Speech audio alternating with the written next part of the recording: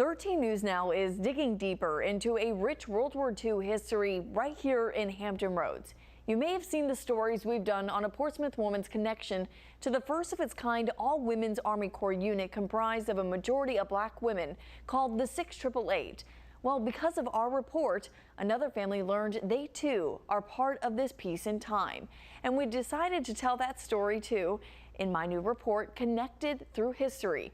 Here's an extended look at my interview with Anita Fletcher from Portsmouth and the people she is now calling her friends. My mom was very proud of the fact, especially I saw more of it when she got older. You know, once she was retired, you know, she talked more about it. I always saw her picture in the house, but, you know, never asked any questions. And all of this came back later. And I guess the timing wasn't right because my kids were younger. I was running behind kids, you know. So, but once at this particular time, I was older, my kids were grown, I had time to dig around. Even though I was still working at the time, I still did a lot of my research. And it was just, that was her story. I had actually, during the holidays, I was on vacation and I happened to see Miss Fletcher's story about her mom and 6888. And it wasn't the first time I had seen it. I recall seeing it a few years ago. And when I initially saw it, I thought, maybe I should check into that. And with life, you know, you get caught up with everything going on with life, raising your children and everyday, day-to-day work. And so I had kind of let it fall by the wayside. And so I saw it again this past Christmas break. You guys were airing the story again. And I, you know, was listening to her talk about her mom and the story about the male battalion and what have you. And I, you know, kept saying, you know, I need to look into that because I could recall times where during service, where my pastor would have comments or it would be during testimony service, she would talk about snippets of her time in the military. And there was this one particular story she told about having to carry a piece of mail, a very important piece of mail, to a destination and how she had to ride a bike to get it there and how she fell off the bike. And when she fell off the bike, she thought, man, if this letter is this serious, maybe I need to open it and look at it. But she didn't. She, you know, got back up and got the letter to where it needed to be in time. And stories like that, hearing her talk about things like that and hearing her talk about how one of the young ladies in her unit had gotten in trouble and she had to go out and shovel snow. And so her being the person that she was, she loved to help people, loved it. She was a people person. She loved people. She was just genuinely concerned about people. And so she went out in an attempt to try to help this person, having compassion, and she gotten herself in trouble because only that individual was the one to be shoveling the snow. So she gotten in trouble trying to help. So I also remember her talking about standing out on the dock of a ship in France, looking up at the sky and looking out at the water. And she would always encourage the youth, you know, do something good with your life, do something constructive. And she encouraged them, she said, if you can, do at least 5 years in the military.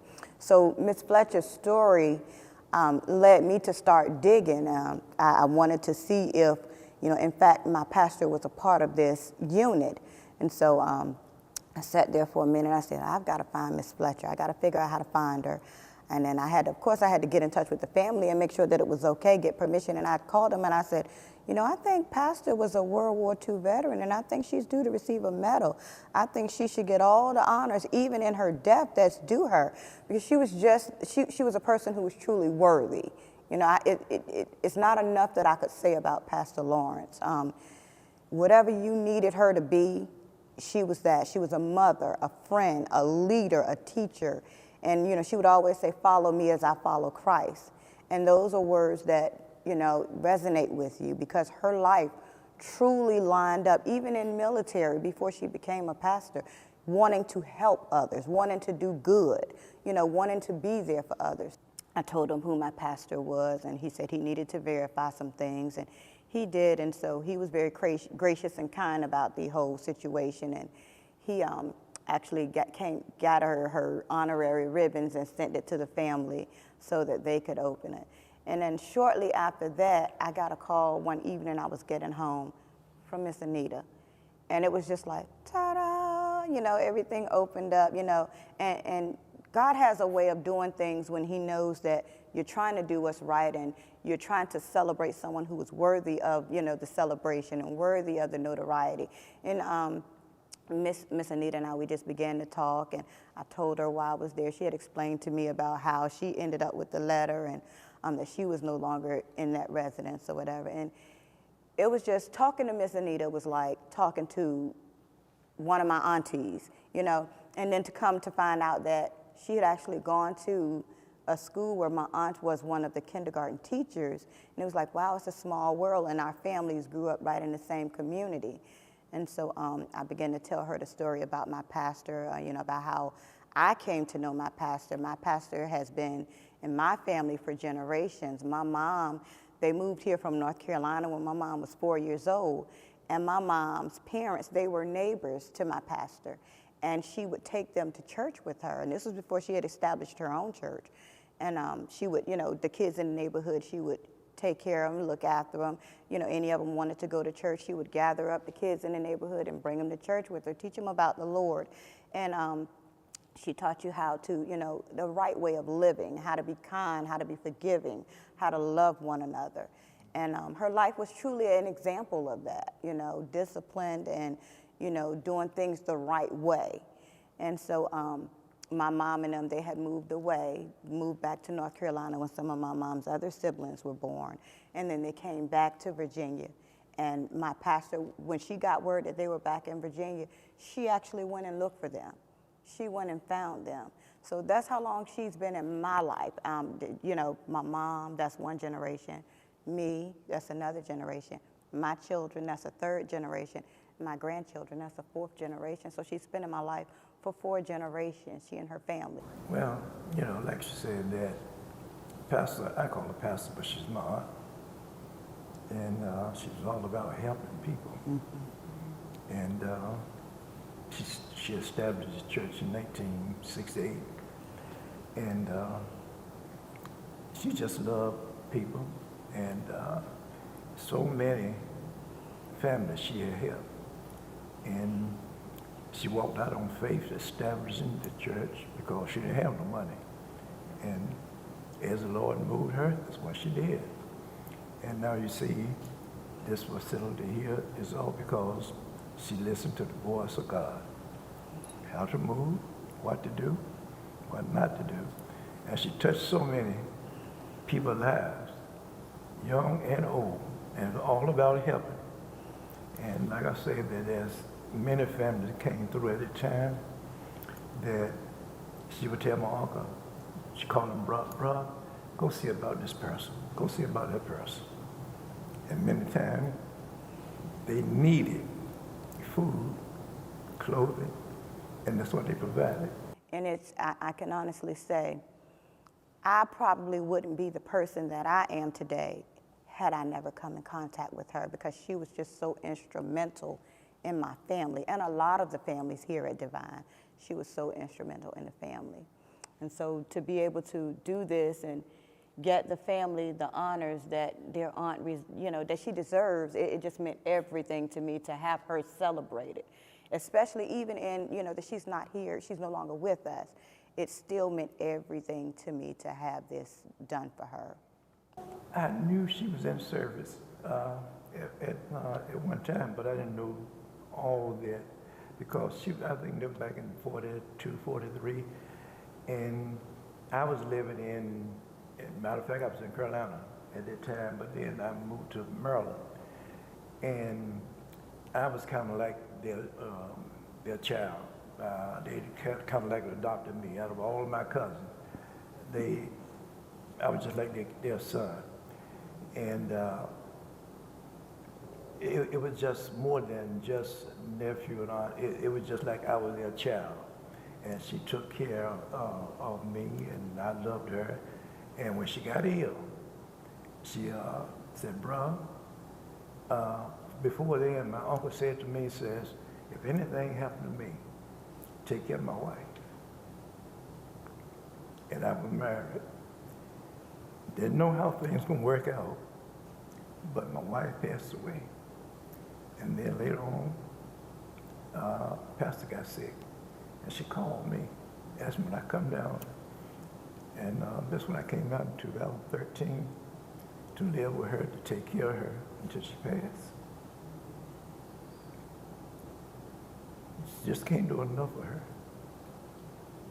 And all the members feel the same way because she have taken care of so many other members through the hard time, through the teaching, and loving and caring. That was her life. Because my mom she was diagnosed with dementia, but once my oldest brother passed away, he died suddenly. So that meant it was nobody in the house. I didn't want to move in her house. It's just I wanted to stay in my own house. So I moved her out of her house and she lived with me, but I kept her house. That was my daycare for her because I was still working. So, I kept all her furniture because she was more familiar with her house than mine. So anyway, so she didn't like being at my house. She had sundowners, and what that does, once the sun starts going down, she would go to the door and she would tell me, I gotta go home. I have a baby, and my husband and my stepfather and my younger brother both had already passed away. My youngest brother died first.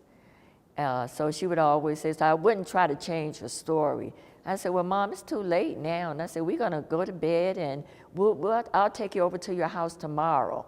So, but she did it all the time. And then sometimes she would get really angry at me because my brother died like 2015, right before Christmas.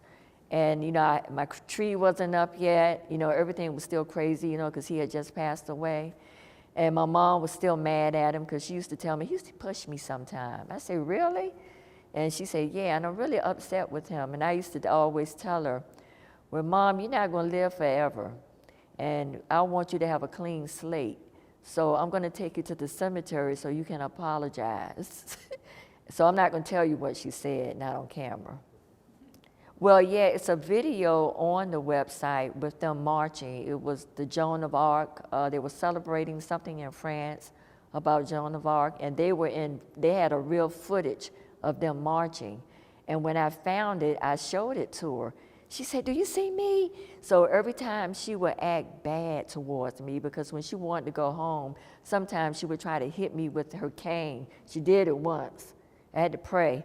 I said, Lord, please, don't let her do that. My reflex may hit her back. Please. So we didn't do that. But when I would play that footage, she would calm down. She was so happy. And she said, she said, we were good girls when we were there.